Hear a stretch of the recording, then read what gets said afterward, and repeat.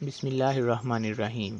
السلام علیکم دوستو، اردو آڈیو بکس چینل میں آپ کو خوش آمدید کہتے ہیں۔ اکبر نامہ کے 11ویں حصے کے ساتھ آپ کی خدمت میں حاضر ہیں۔ بغاوت عظیم 1580 تا 1585۔ اگرچہ اکبر فوجی مارکوں میں از حد مصروف رہا تھا، لیکن یہ مارکے اسے سول اور ملٹری اصطلاحات نافذ کرنے سے باز نہ رکھ سکے تھے۔ اس کی مذہبی پالیسی بھی بنیاد پرستی کی حامل نہ تھی۔ اس کے اس اعمال کی بدولت بہت سے افسران اور علماء کرام اس سے ناخوش تھے، لہٰذا ان افسران اور علماء نے کابل کے مرزا حاکم کی ملی بھگت سے ایک وسیع تر بغاوت برپا کر دی۔ یہ بغاوت اکبر کی طویل دورانیہ کی حکمرانی کے دوران اس کے لیے سب سے بڑا چیلنج ثابت ہوئی۔ اکبر کی مذہبی کارگزاریوں اور انتظامی کارگزاریوں پر زیر نظر کتاب کے باب نمبر 3 اور 4 میں روشنی ڈالی ہے، لیکن 1580 تا 1585 کے بحران کی نوعیت بیان کرنے کے لیے یہ ضروری ہے کہ اس موقع پر بھی اس معاملات کا مختصر تذکرہ پیش کیا جائے۔ فوجی افسران ان احکامات سے ناخوش تھے جن کے تحت ان کے ماتحت سپاہ کی تعداد کی چھان بین کے علاوہ گھوڑوں کو داغنا شامل تھا۔ یہ احکامات 1575 میں نافذ العمل کیے گئے تھے اور ان احکامات کی سفارشات میر بخشی شہباز خاں نے پیش کی تھیں۔ ہندوستان میں گھوڑوں کو داغنے کا نظام علاؤ الدین خلجی نے رائج کیا تھا۔ شیر شاہ نے بھی اس نظام کو مروج کیا تھا اور اکبر نے بھی اس نظام کو دوبارہ رائج کیا۔ ایک فوجی افسر کا عہدہ اور اس کی تنخواہ اس سپاہ کی تعداد کے مرہون منت ہوتی تھی جو سپاہ وہ تیار کرتا تھا۔ یہی وجہ تھی کہ فوجی افسران میں بدعنوانی عروج پر تھی۔ ان قوانین کے نافذ العمل ہونے کی بدولت فوجی افسران کی بدعنوانی کے دروازے بند ہوئے تھے اور وہ افسران غم و غصے کا شکار تھے۔ یہ وہ افسران تھے جنہوں نے سپاہ تیار کرنے کی بجائے سونا اکٹھا کر رکھا تھا۔ ان قوانین کے خلاف کئی ایک نامور شخصیات نے بھی کھلم کھلا آواز بلند کی۔ ان میں اکبر کا رضائی بھائی عزیز کوکا اور وزیر اعظم مظفر خان بھی شامل تھے۔ عزیز کوکا کو اس کے اپنے باغ میں زیر نگرانی رکھا گیا اور مظفر خان کو برطرف کر دیا گیا۔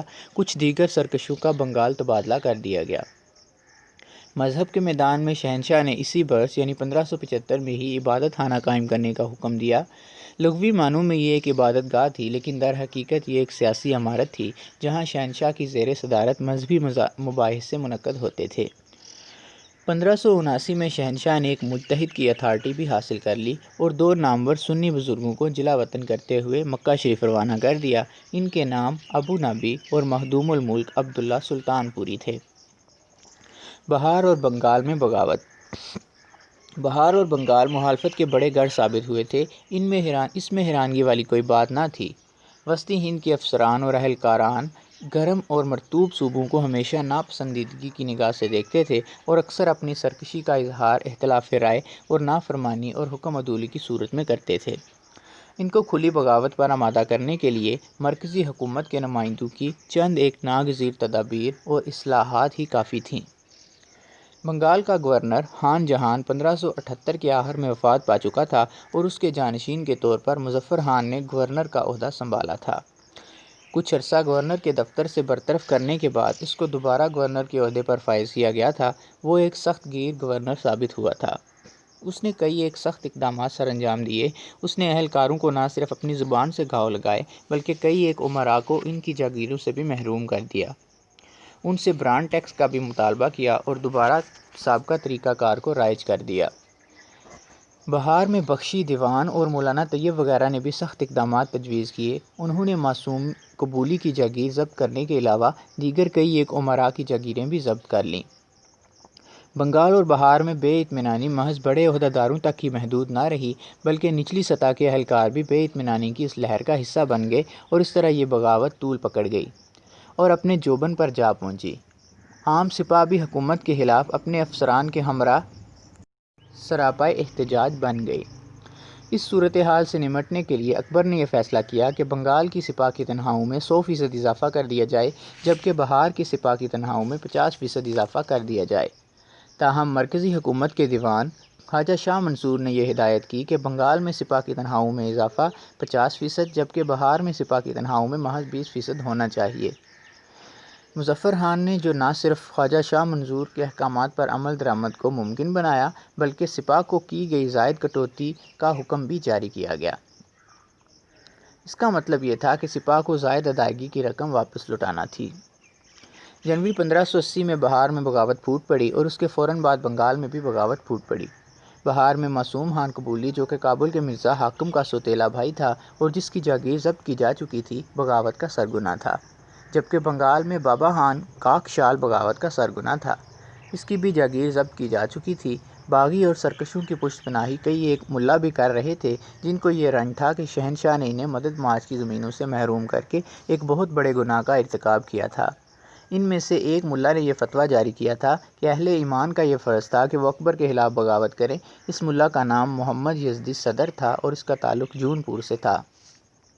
اکبر نے ٹوڈرمل اور دیگر افسران کو بھیجا تاکہ وہ بغاوت کو کچل سکیں۔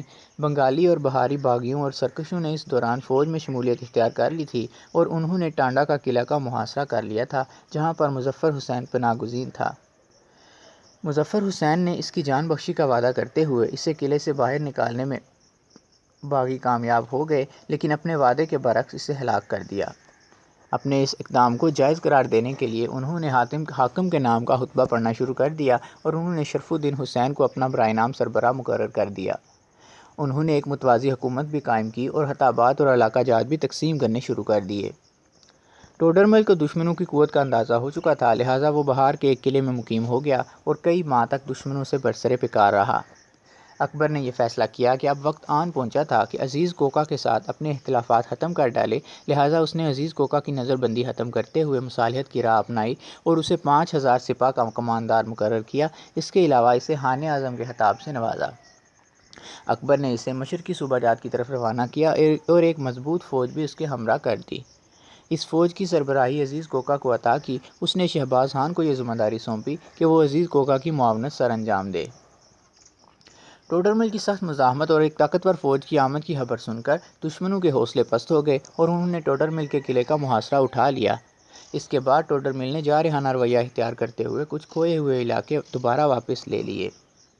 اگرچہ عزیز کوکا اور شہباز خان نے ایک دوسرے کے ساتھ تعاون کی راہ نہ اپنائی تھی بلکہ اپنی اپنی راہ پر چلتے رہے تھے، لیکن اس کے باوجود پہلے وہ بہار پر غلبہ حاصل کرنے میں کامیاب ہوئے اور ماہ بعد بنگال پر غلبہ حاصل کرنے میں بھی کامیاب ہو گئے۔ تاہم ان دونوں صوبوں میں دوبارہ اس وقت مشکلات کا سامنا کرنا پڑا جب ان دونوں افسران کو منظر سے ہٹا لیا گیا۔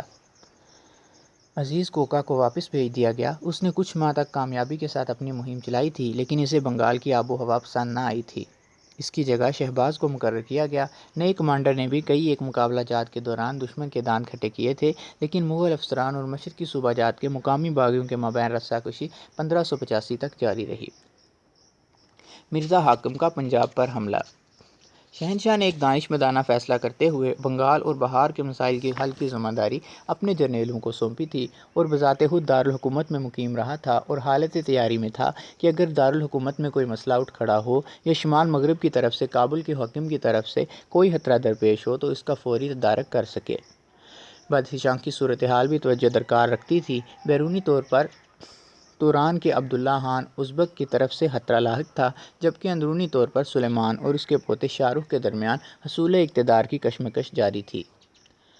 1575 میں سلیمان اس نظریے کے تحت کابل پہنچا کہ شاہ رخ کے خلاف حاکم کے ساتھ گٹھ جوڑ کر لیا جائے، تاہم حاکم سلیمان کی خواہشات پر پورا نہ اترا تھا اور حاکم سے مایوس ہونے کے بعد سلیمان نے اکبر کے دربار کا رخ کیا تھا۔ اکبر کے دربار میں اس کا پرتپاک خیر مقدم کیا گیا تھا۔ سلیمان ہندوستان سے مکہ شریف کی طرف روانہ ہو گیا، جہاں سے وہ براستہ ایران کابل واپس پہنچا تھا۔ اس مرتبہ حاکم نے سلیمان کا والہانہ استقبال کیا۔ حاکم کو یہ امید تھی کہ سلیمان اس کے ہندوستان پر حملے کے دوران اس کی معاونت سر انجام دے گا اور دست تعاون دراز کرے گا، لیکن سلیمان جو حال ہی میں اکبر کی طاقت اور قوت کا نظارہ اپنی آنکھوں سے کر کے آیا تھا، اس نے حاکم کو سمجھایا کہ اکبر سے ہندوستان فتح کرنے کا خواب دیکھنے کی بجائے ان کو اس کی نسبت آسان مہم کی طرف توجہ مبذول کرانی چاہیے۔ یہ مہم شاہ رخ کو بدخشاں سے نکال باہر کرنے کی مہم تھی اور 20 اکتوبر 1579 کو وہ بدخشاں کے لیے روانہ ہو گئے۔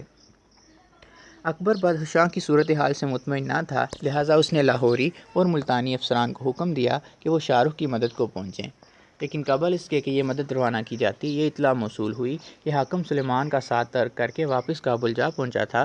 چند ایک غیر فیصلہ کن مورکوں کے بعد سلیمان اور شاہ رخ کے درمیان مصالحت طے پا گئی اور انہوں نے بدخشاں آپس میں تقسیم کر لیا۔ بہار اور بنگال کی بغاوت کے آغاز میں کچھ افسران نے اکبر کو ہلاک کرنے کا منصوبہ بنایا۔ ان کا منصوبہ یہ تھا کہ اکبر کو ہلاک کرنے کے بعد مشرقی باغیوں کے ساتھ گٹھ جوڑ کر لیا جائے، لیکن یہ سازش بے نقاب ہو گئی اور اس سازش کے کرتا دھرتا کو کیفر کردار تک پہنچا دیا گیا اور ان کے دیگر ساتھیوں پابند سلاخ ہوئے۔ حصول اقتدار کی رسا کشی کا اگلا معرکہ حاکم کے ساتھ پیش آیا۔ مغربی صوبہ جات میں بغاوت کے پیش نظر موقع سے فائدہ اٹھاتے ہوئے حاکم نے ایک مرتبہ پھر ہندوستان میں اپنی قسمت آزمائی کا فیصلہ کیا۔ اس کے 2 ہارا دستے ناکامی کا شکار ہو چکے تھے، لیکن اس کے باوجود بھی اس نے ہمت نہ ہاری اور دریائے سندھ کو عبور کرتا ہوا پنجاب میں داخل ہو گیا۔ 8 فروری 1581 کو اکبر اس کے مقابلے کے لیے فتح پور سے روانہ ہوا۔ شہزادہ سلیم اور شہزادہ مراد دونوں اپنے باپ کے ہمراہ تھے۔ اپنی سپاہ کے حوصلے بڑھانے کی غرض سے اکبر نے انہیں 8 ماہ کی تنخواہیں پیشگی ادا کر دی۔ اس کی فوج 50,000 سپاہ، 500 ہاتھیوں اور اونٹوں پر مشتمل تھی۔ اس کے علاوہ اس فوج کو توپ خانے کی معاونت بھی حاصل تھی۔ حاکم کو یہ امید تھی کہ اسے مقامی افسران کا تعاون حاصل ہوگا، لیکن معاملہ اس کی امید کے برعکس ثابت ہوا، لہٰذا لاہور کے نزدیک ایک باغ میں 20 دن تک مقیم رہنے کے بعد اس نے مزید جدوجہد فضول گردانی اور کابل واپسی کی راہ اختیار کی۔ اکبر اس وقت سرہند پہنچ چکا تھا جب اسے یہ اطلاع موصول ہوئی کہ حاکم واپس بھاگ چکا ہے، لیکن شہنشاہ نے کابل کی طرف اپنی پیش قدمی جاری رکھی۔ وہ حملہ آور کو سبق سکھانے کا تہیہ کر چکا تھا۔ شہنشاہ نے شہزادہ سلیم کو کیمپ کا نگران مقرر کرتے ہوئے پشاور میں مقیم رہنے کا حکم صادر کیا، جبکہ مراد نے اکبر کے ہمراہ کابل کی طرف اپنی پیش قدمی جاری رکھی۔ اکبر بھی اس سے کچھ فاصلہ پیچھے پیش قدمی جاری رکھے ہوئے تھا۔ جب مراد کابل سے 7 کوس دور تھا تو حاکم نے اس پر حملہ کر دیا، لیکن شکست سے دوچار ہوا۔ یہ لڑائی 1 اور 2 اگست 1581 کو لڑی گئی۔ مان سنگھ اور مراد دونوں نے اس جنگ میں کارہائے نمایاں سر انجام دیے۔ مراد نے فتح یاب ہوتے ہوئے کابل پر قبضہ کر لیا اور 9 اگست 1581 کو اکبر بھی کابل جا پہنچا۔ حاکم کی شکست کے بعد اکبر کے سر سے ایک بڑا خطرہ ٹل چکا تھا، کیونکہ ہمایوں کا بیٹا ہونے کے ناطے حاکم اکبر کے مخالفین کے لیے امید کی ایک کرن تھا۔ حاکم اب راہ فرار اختیار کر چکا تھا۔ اکبر اس کی تلاش میں مصروف تھا۔ اس کو گرفتار کر کے اکبر کے روبرو پیش کرنے کی تمام جدوجہد ناکام ثابت ہوئی تھی۔ کچھ درباریوں نے یہ تجویز پیش کی کہ حاکم کو زندہ گرفتار کرنے کی بجائے موقع ملتے ہی اسے کیفر کردار تک پہنچا دیا جائے، لیکن اکبر نے اس تجویز کو رد کر دیا۔ اس نے کہا کہ حاکم اس کے اولاد کی ایک یادگار ہے۔ اس نے مزید کہا، ایک بیٹے کا حصول تو ممکن ہے، لیکن باپ کی موت کے بعد ایک بھائی کا حصول کس طرح ممکن ہے؟ اکبر کو یہ اطلاع موصول ہوئی کہ حاکم ازبکوں کے ہاں پناہ لینے کی خواہش رکھتا ہے، لیکن دوسری طرف شہنشاہ اپنے اس اصرار سے دستبردار ہو گیا کہ حاکم بنفس نفیس اس کے دربار میں پیش ہو کر معافی کا طلبگار ہو۔ اس نے حاکم کی عدم موجودگی میں ہی اسے معاف کر دیا، کابل پر اس کی حکومت بحال کرنے کے احکامات صادر کر دیے اور خود ہندوستان کے لیے روانہ ہوا، تاکہ حاکم کو یہ محسوس ہو کہ اب اس کے لیے کوئی خطرہ باقی نہیں۔ اکبر 1 دسمبر 1581 کو تقریباً 10 ماہ کی غیر حاضری کے بعد فتح پور واپس پہنچ چکا تھا۔ کابل کی جانب پیش قدمی کے دوران اس نے اٹک کے مقام پر ایک قلعہ تعمیر کرنے کے احکامات جاری کیے تھے۔ مسائل کے حامل کچھ دیگر علاقے۔ بہار میں سر اٹھانے والی بغاوت کے کچھ آثار جون پور اور الہ آباد کے ہمسایہ علاقوں میں بھی نمودار ہوئے، لیکن ان علاقوں میں اکبر کے اہلکاروں اور افسران نے بغیر کسی دقت کا سامنا کیے حالات پر قابو پا لیا۔ گجرات کے انتہائی جنوب کی طرف واقع کچھ علاقے البتہ مزید مشکلات کا باعث ثابت ہوئے تھے۔ 1574 اور 1575 میں گجرات شدید قحط کی لپیٹ میں آ چکا تھا اور اب ایک مرتبہ پھر قحط گجرات کو اپنی لپیٹ میں لے چکا تھا۔ مظفر مرزا نے سوچا کہ موقع اچھا تھا، حالات اس کے لیے سازگار تھے۔ وہ علاقے پر اپنا تسلط قائم کرنے کے بارے میں سنجیدہ ہو گیا۔ وہ 1577 کو دکن سے گجرات پہنچا تھا، لیکن گجرات میں اپنے قدم جمانے میں ناکام رہا تھا۔ خان دیش نے اسے گرفتار کر کے پابند زنجیر کرتے ہوئے اکبر کے روبرو پیش کر دیا تھا۔ اکبر نے اپنے خطاکار رشتہ دار کو معاف کر دیا اور اپنی فرزندی میں بھی قبول کر لیا۔ سابق سلطنت گجرات کو اگلا نشانہ اس کے سابق حکمران مظفر شاہ نے بنایا، جو 1578 میں مغلوں کی نگرانی سے راہ فرار اختیار کرنے میں کامیاب ہو گیا تھا۔ کئی ایک گجراتی افسران اس کے جھنڈے تلے جمع ہو گئے اور ستمبر 1583 میں وہ دارالحکومت احمد آباد میں اپنی پوزیشن مستحکم کرنے میں کامیاب ہو چکا تھا۔ یہ نئی صورتحال بالخصوص اس دور میں جبکہ بنگال کی بغاوت بھی اپنے جوبن پر تھی، انتہائی پریشان کن تھی۔ شہنشاہ نے بھی اس صورتحال کو سنجیدگی سے لیا اور بیرم خان کے بیٹے عبد الرحیم کو یہ ذمہ داری سونپی کہ وہ اس علاقے میں شاہی اختیارات کی بحالی کی کارروائی سر انجام دے۔ عبد الرحیم نے مظفر شاہ کو احمد آباد سے نکال باہر کیا اور اسے 2 مرتبہ شکست سے دوچار کیا۔ اس کے اس کارہائے نمایاں پر شہنشاہ نے اسے ہانہ ہانہ کے خطاب سے نوازا۔ جب صورتحال بہتر صورت اختیار کر گئی تب عبد الرحیم کو دوبارہ دربار میں بلا لیا گیا۔ اس اقدام سے مظفر شاہ کو دوبارہ اپنی جدوجہد کے آغاز کا موقع میسر آ گیا اور اس نے اس وقت تک اپنی جدوجہد جاری رکھی اور مشکلات کا باعث بنا رہا، حتیٰ کہ عزیز کوکا جو عبد الرحیم کے جانشین کے طور پر گجرات میں مقیم تھا نے 1593 میں اسے گرفتار کر لیا۔ اپنی گرفتاری سے اگلے روز مظفر شاہ نے استرے کے ساتھ اپنا گلا کاٹتے ہوئے خودکشی کر لی۔ وہ اس استرے کو اپنے پاس چھپائے ہوئے تھا۔ اکبر کے حصول فتح کے لمبے دورانیے کے منصوبے۔ کابل سے دارالحکومت واپس پہنچنے کے بعد اکبر نے کچھ دیر تک کے لیے توقف اختیار کیا اور حصول فتح کے اپنے لمبے دورانیے کے منصوبوں پر غور و خوض کرنے لگا۔ اس نے الہ آباد کے اس مقام پر ایک شہر بسانے اور ایک قلعہ تعمیر کرنے کا فیصلہ کیا جہاں پر گنگا اور جمنا آپس میں ملتے تھے، اور اس مقام سے بذریعہ کشتی مشرقی صوبہ جات کے بحری سفر کو ممکن بنانا تھا۔ اس کے منصوبے میں اپنی سلطنت کو سمندر تک وسعت دینے کی تجویز بھی شامل تھی۔ اس کے دکن پر حملہ آور ہونا اور مابعد اپنے آباء و اجداد کی سرزمین ٹرانس اوکیانیا تک رسائی حاصل کرنا بھی اس کے منصوبے کا ایک حصہ تھا۔ اس نے یہ محسوس کیا کہ اس دور دراز کے علاقے پر حملہ آور ہونے سے پہلے اسے کابل اور بدخشاں کے امور کی طرف توجہ دینی چاہیے جو ہندوستان اور ٹرانس اوکیانیا کے درمیان واقع تھا۔ کابل میں حاکم اب بھی غیر ذمہ داری کا مظاہرہ کر رہا تھا اور وہاں کی صورتحال استحکام کی متقاضی تھی۔